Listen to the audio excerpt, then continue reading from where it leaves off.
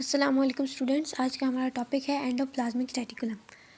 Endoplasmic reticulum membrane की बनी हुई एक ऐसी ऑर्गेनेली है जिसके बहुत से फंक्शन हैं, जिसमें एक ऐसा फंक्शन है जिसमें प्रोटीन को बनाया जाता है प्रोटीन सिंथेसिस में। सबसे पहले आपने इसकी डेफिनेशन लिखनी है।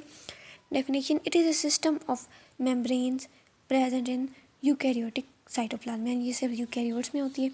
उसके बाद फॉर्मेशन, ये किसकी बनी होती है? मैंने जैसे आपको पहले बताया, ये मेम्ब्रेन से बनी होती है और उन मेम्ब्रेन्स को हम सिस्टर्ना कहते हैं। फ्लैटन फोल्डेड मेम्ब्रेन्स होती हैं जो मिलके एंडोप्लाज्मिक रेटिकुलम बनाती हैं, उसको हम सिस्टर्न कहते हैं या सिस्टर्ना कहते हैं।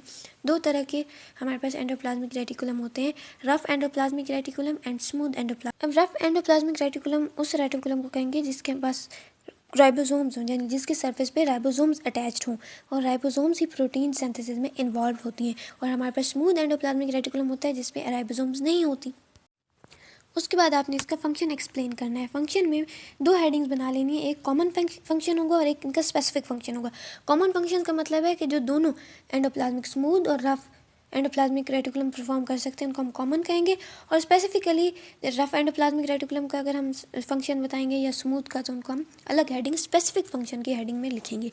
कॉमन फंक्शन दोनों का यही है कि ये मैकेनिकल सपोर्ट प्रोवाइड करती हैं सेल को और मटेरियल्स को ट्रांसपोर्ट करती हैं। Specific function rough endoplasmic reticulum का है कि ये प्रोटीन सिंथेसिस में इन्वॉल्व होती हैं, जबकि smooth endoplasmic reticulum detoxify harmful substances, यानी जो ख़तरनाक मादे होते हैं, जहरीले मादे होते हैं, उनको डिटॉक्सिफाई करती हैं, यानी उनको एक ऐसी फॉर्म में कन्वर्ट करती हैं जो कि कम हार्मफुल हों। और ये मसल्स की कंट्रैक्शन में भी इन्वॉल्व होती हैं।